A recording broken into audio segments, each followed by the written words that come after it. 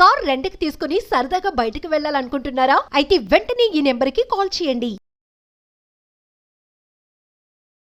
నమస్తే, welcome to Suman TV. నేను మీ సంజయ్. ఈరోజు మనతో పాటు ఉన్నారు motivational speaker and language trainer Vijay బంగారు గారు. మ్యామ్తో మాట్లాడి పేరెంటింగ్ గురించి, చిల్డ్రన్స్ గురించి కొన్ని విషయాలు తెలుసుకుందాం. నమస్తే అమ్మా. నమస్తే సంజయ్ గారు. అమ్మా, ఇప్పుడు తల్లిదండ్రులు పిల్లల్ని పెంచడంలో ఎలాంటి విధి విధానాలు పాటించాలో, అలాగే స్టూడెంట్స్, టీచర్లు ప్రవర్తన ఎలా ఉండాలంట? సైమిల్టేనియస్ గా టీచర్స్ తో పిల్లలు ఎలా ఉండాలి, Exactly. పిల్లలు టీచర్స్ తో ఎలా ఉంటాయి. ఎగ్జాక్ట్లీ. అసలు యాక్చువల్ గా ఈ టాపిక్ అనేది ఇప్పుడు ఇది తప్పనిసరిగా మనము డిస్కస్ చేయాల్సుకున్న పరిస్థితి. ఒకానొకప్పుడు టీచర్స్ అంటే గురువులు అంటే గురు బ్రహ్మ, గురు విష్ణు, గురుదేవో మహేశ్వర అని, అంటే తల్లిదండ్రుల తర్వాత గురువు అంటే గురువు ఒక బ్రహ్మతో సమానము. సో ఆయనకే నమస్కారం చేసుకొని మనం ఏదైనా అంటే మా మా మా చిన్న కాలంలో స్కూళ్ళల్లో చేర్పించాలంటే ఫస్ట్ గురువుకి వెళ్ళి తాంబూలం ఇచ్చేసి కాస్త పళ్ళు ఇచ్చేసి అవన్నీ ఇచ్చేసి దాని తర్వాత అతనికి దండం పెట్టి ఏదైనా చదువు స్టార్ట్ చేసేవాళ్ళు. అఫ్ కోర్స్ ఇప్పుడు అవి లేదు. అంటే గురువును ఒక దేవుడితో సమానంగా చూసుకుంటున్నాము. సో మరి ఇప్పుడు చేస్తున్నారు లేదో ఏ స్టూడెంట్ వాళ్ళ గుండెల మీద చేసుకొని వాళ్ళే అర్థం చేసుకోవాలి, వాళ్ళే చెప్పుకోవాలన్నమాట. గురువును గురువుగా చూస్తున్నామా, ఇంకొకలాగా చూస్తున్నామా అని చెప్పేసి. గురువు శిష్యులు సంబంధం ఎలాంటిదంటే ఒక తల్లి తండ్రి మధ్యలో, పిల్లల మధ్యలో ఉండాల్సిన సంబంధం అండి. సో అది ఏమిటంటే ఈ మధ్య కాలంలో దాన్ని పొల్యూట్ చేసేసి, అంటే కొంతమంది ఐఎమ్ సారీ టు, నేను అందరినీ అనట్లు, కొంతమంది టీచర్స్ ఏంటంటే స్టూడెంట్స్ను కూడా, లెక్చరర్స్ స్టూడెంట్స్ను కూడా వాళ్ళతో అంటే తిరిగేసి వాళ్ళను పెళ్లిళ్ళు చేసుకొని లేకపోతే వాళ్ళతో అసభ్యంగా ప్రవర్తించేసి అలా చేస్తున్నారు అనమాట. అది ఎంతవరకు కరెక్టో చేసే వాళ్ళకి మాత్రమే తెలుస్తుంది. సో ఒక లిమిట్ అనేది లేకుండా పోతాం. అందుకనే పిల్లలు కూడా టీచర్స్ను కొంతమంది పిల్లలు వాళ్ళ ప్రవర్తనను బట్టి టీచర్స్ను కూడా గౌరవించడం అనేది మానేశారు. ఎందుకంటే వాళ్ళు అలా ప్రవర్తిస్తున్నారు కాబట్టి. సో మనం ఎప్పుడైనా సరే టీచర్స్ అంటే వాళ్ళ లెవెల్ తగ్గకూడదండి. పిల్లలు వాళ్ళు ఎంతనే చేస్తారు. సో మనం ఈ ఓర్పుగా ఉండి వాళ్ళను మన దారికి తెచ్చుకోవాలి తప్ప వాళ్ళను మనము అంటే చాలా మటుకు మనదే బాధ్యత. అంటే ఏ టీచర్స్ అయినా ఈ ప్రపంచంలో ఎవరినైనా తయారు చేసేది టీచర్సేనండి. ఎవరినైనా సరే, ఒక సైంటిస్ట్ అయినా, ఒక ఎవరినైనా సరే, ఏ లెజెండరీనైనా, ఏ సెలబ్రిటీస్నైనా, ఏ రాజకీయ నాయకులైనా తయారు చేసేది ఎవరంటే ఫస్ట్ స్కూల్కి వెళ్తారు కాబట్టి టీచర్సే. సో గురువులు వాళ్ళు. సో మనం ఏ పొజిషన్లో ఉన్నా గురుస్థానం అనేది చాలా ప్రత్యేకమైన స్థానం అండి. సో గురువుకు మర్యాద ఇవ్వాల్సిన బాధ్యత అంటే ఇవాళ నేను ఈ పరిస్థితిలో ఉన్నా కూడా నా టీచర్ కనిపిస్తే నేను కంపల్సరీగా నమస్కారం పెట్టాల్సిన బాధ్యత.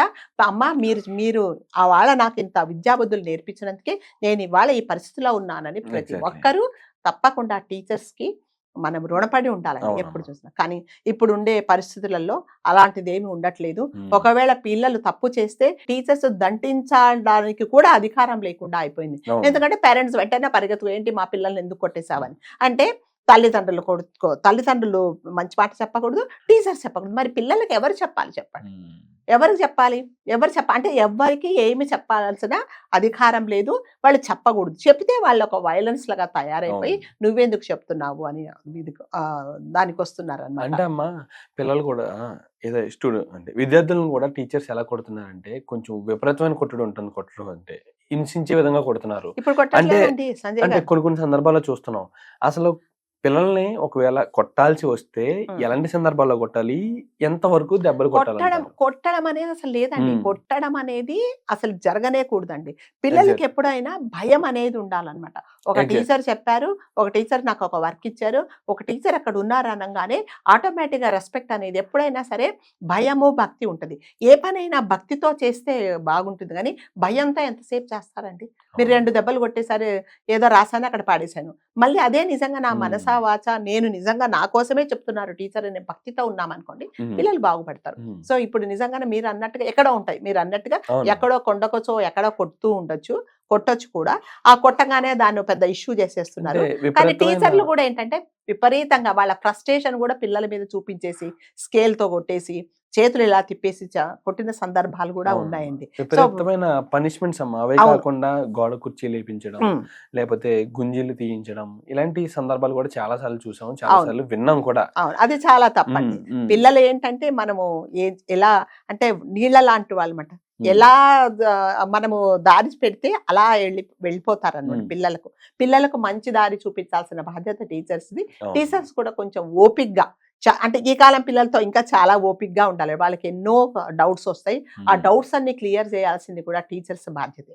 కాకపోతే ఏంటంటే కొంతమంది పిల్లలు ఎలా అయితే వైలెన్స్‌గా తయారైపోయి నువ్వేంటి మాకు చెప్పేది అన్నట్టుగా తయారైపోతున్నారనమాట. ఈ అవును. మధ్య రీసెంట్‌గా మనం చూసాము.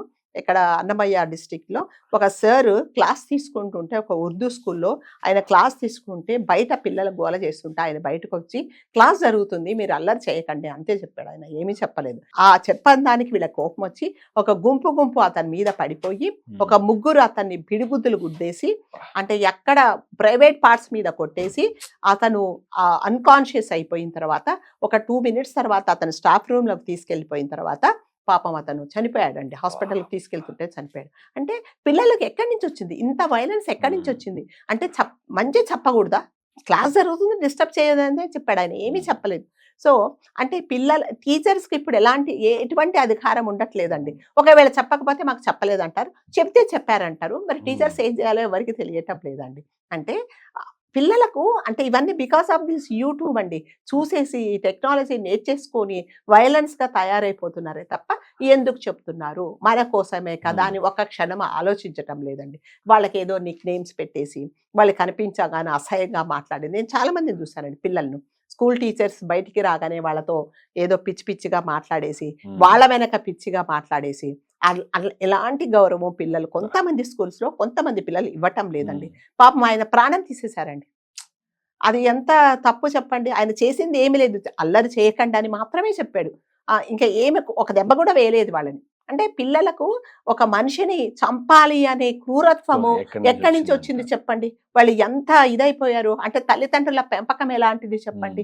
అంటే ఒకవేళ ఏదైనా తప్పు చేస్తే టీసీ ఇస్తే అదొక బాధ. చిన్నపిల్లలు కదా మీరు కరెక్ట్ చేసుకోవాలారా అని. కరెక్ట్ చేద్దామంటే అసలు వినాలి కదండి. వినకపోతే ఏం చేస్తాం? కాబట్టి ప్రతి ఒక్కరూ దయచేసి పిల్లలు మీరందరూ టీచర్స్ ఎప్పుడైనా మీ మంచి కోసమే చెప్తారు. ఏదైనా చెప్పినా కూడా మీరు వినడానికే ట్రై చేయండి కానీ వాళ్ళతో మీరు యుద్ధాలకు దిగేసి వాళ్ళ ప్రాణాలు తీస్తే మీకు ఇలా ప్రాణాలు తీస్తే టీచర్స్ కూడా కొంతమంది భయపడుతున్నారండి. ఏం చెప్పాలి పిల్లలు ఏం చెప్తే మేము మా ప్రాణాల మీదకి ఎందుకు తెచ్చుకోవటం అని వాళ్ళు తప్పు చేసినా కూడా చూడకుండా ఉండాల్సిన పరిస్థితి వస్తుంది. మరి మిమ్మల్ని ఎవరు కరెక్ట్ చేయాలి? అందుకని దయచేసి పిల్లలు మీకోసమే పెద్దవాళ్ళు ఎవరైనా మీకోసమే మీ భవిష్యత్తు కోసమే ఇవాళ మీరు బాగా చదువుకొని బాగుంటే జీవితంలో మీరే సుఖపడతారు. దండించే టీచర్ల గురించి ఉపాధ్యాయుల గురించి మాట్లాడుకున్నాం. అలాగే చేసుకుంటే ఇప్పుడున్న టీచర్లు ఎలా ఉన్నారంటే పిల్లలతో ఎఫ్ఐఆర్స్ పెట్టుకుంటున్నారు, పిల్లలపై అగత్యాలకు పాల్పడుతున్నారు, పిల్లలపై అత్యాచారాలకు పాల్పడుతున్నారు. అవునండి. ఇలాంటి సందర్భంలో అలాంటి వాళ్ళని ఎలా స్టూడెంట్స్ ఎలా డీల్ చేయాలంటారు? ఇప్పుడు టీచర్స్ అనేది ఇప్పుడు పిల్లల్ని ఎలా ప్రవర్తించాలి, వాళ్ళతో ఎలా మెలగాలి, వాళ్ళని ఎలాగ క్రమశిక్షణలో పెట్టాలనే దాని గురించి మాట్లాడుకున్నాం. అవును. ఇప్పుడున్న సందర్భంలో ఈ పిల్లలు టీచర్లతో ఎలా డీల్ చేయాలి ఇలాంటి సందర్భాల్లో? అదే కొంతమంది మీరు చెప్పినట్టుగా స్టూడెంట్స్ లో కూడా కొంతమంది, టీచర్స్ కూడా కొంతమంది ఉన్నారండి. సో నేను చెప్పాను కదండి, టీచర్స్ కు ఎవరైనా ఒక గురువుకు శిష్యుడికి సంబంధం ఎలా ఉండాలంటే ఒక తల్లి తండ్రికి, ఒక దేవుడికి, ఒక శిష్యుడికి ఉన్నట్లాంటి సంబంధమేనండి. ఇంకా అంటే మన మనసులో ఇంకా వేరే ఆలోచనలు పిల్లల మీద రాకూడదండి. ఎప్పుడైతే ఇలాంటి అంటే రాకూడని ఆలోచనలు వస్తాయో అలాంటి పనులు చేస్తారు. సో మన మన మన సంబంధం ఎలా ఉండాలంటే గురు శిష్యుల సంబంధం అంటే అలాగే ఉండాలి పిల్లలతో. మీరు అన్నట్టుగా నిజంగానే చాలా మంది కొంతమంది ఈ మధ్య అలాగే చేస్తున్నారండి. ఇంకా కొంతమంది వాళ్ళతో పాటు ఈవినింగ్ కాలేజీలు అయిపోతున్నాయి, వాళ్ళతో పాటు వాళ్ళు ఎక్కడ పార్టీలు కంటే వాళ్ళతో పాటు వెళ్ళడము. అంటే ఇంకా పిల్లలకి ఏం క్రమశిక్షణ ఉంటుందండి. సో ఎవరైనా టీచర్స్ అంటే అంటే మన ఆ లిమిట్ దాటకూడదండి. ఎవరైనా కూడా టీచర్ అంటే టీచరే అంతే. మీ అఫైర్స్ అన్ని ఇలా చేశారు అంటే ఏమవుతుందంటే ఎవరో ఒకరు చేస్తే టీచర్స్ అందరూ ఇలా చేస్తున్నారు. నిజంగానే మీరు అన్నట్టుగా చాలా మంది టీచర్స్ కూడా పిల్లలతో మిస్బిహేవ్ చేస్తున్నారండి. ఇదంతా ఏంటంటే వింత పోకడలండి. అంటే ఏ పని చేయాలి, ఏ పని చేయకూడదు అనేది ఏం ఆలోచించట్లేదు. అక్కడ వాడెవడు చేశాడో నేను చెయ్యాలి అంతే. కాబట్టి దయచేసి టీచర్స్ కూడా పిల్లలను మీ పిల్లల్లాగా చూడండి. మీ దగ్గరికి విద్యార్థులు నేర్చుకోవడానికి వచ్చారే తప్ప వేరే వాటి కోసం రాలేదు. టీచర్స్ పిల్లలను ఎలాగంటే మన కడుపులో పుట్టిన పిల్లలను మనం ఎలా చూస్తామో అలాగే మంచి మాటలు నేర్పించాలా కానీ ఇలాంటి ఇల్లీగల్ కాంటాక్ట్స్ పెట్టుకొని అంటే పిచ్చి వేషాలు వేశారనుకోండి అది అంటే సభ్య సమాజము ఎవ్వరు మిమ్మల్ని మెచ్చుకోరండి. ఎగ్జాక్ట్లీ అమ్మా. ఒకప్పుడు గురువులు చెప్పేవారమ్మా ఎవరిని గౌరవించాలి, ఎవరితో ఎలా ప్రవర్తించాలి, సమాజంలో ఎవరిని ఎలాగా ఏ విధంగా అంటే డీల్ చేయాలని చెప్పేసి. ఇప్పుడున్న పరిస్థితుల్లో స్కూళ్ళల్లో కానీ కాలేజీల్లో కానీ సంస్కారం లోపించింది, క్రమశిక్షణ లోపించింది. పిల్లలకి ఇవన్నీ ఎవరు నేర్పించాలంటారు? బయట ఈ పరిస్థితుల్లో లేరు ఎక్కడ చూసుకున్నా సరే. విద్య అనేది అంటే నేర్పిస్తున్నారు తప్పితే ఎలాగైపోయింది? క్రమశిక్షణ అనేది లోపించింది పిల్లలు. అదేనండి సంజయ్ గారు, ఎలా అయిపోయిందంటే చెప్పితే వినే పిల్లలు లేరండి. చెప్పితే వింటున్నాము అనేది వినడానికి మాకు అన్ని తెలుసు అని అంటున్నారు. ఇంక మనం ఏం చేయలేం కదండి. అందుకని తప్పకుండా ప్రతి ఒక్కరికి క్రమశిక్షణ అనేది, సెల్ఫ్ డిసిప్లిన్ అనేది చాలా ఇంపార్టెంట్ అండి. పిల్లలు మన దగ్గరికి చదువుకోవడానికి వచ్చారు కాబట్టి మనం చదువు చెప్పాలి. పిల్లలు కూడా మనం గురువుల దగ్గరికి, టీచర్స్ దగ్గరికి చదువుకోవడానికి వెళ్తున్నాము, చదువు కోసమే వెళ్తున్నాం అనేది మైండ్ లో పెట్టుకుంటేనే తప్ప మిగతా ఆలోచనలు వాళ్ళకు ఉండకూడదు, వీళ్ళకు ఉండకూడదు. థ్యాంక్ యూ అమ్మా. Thank you very much.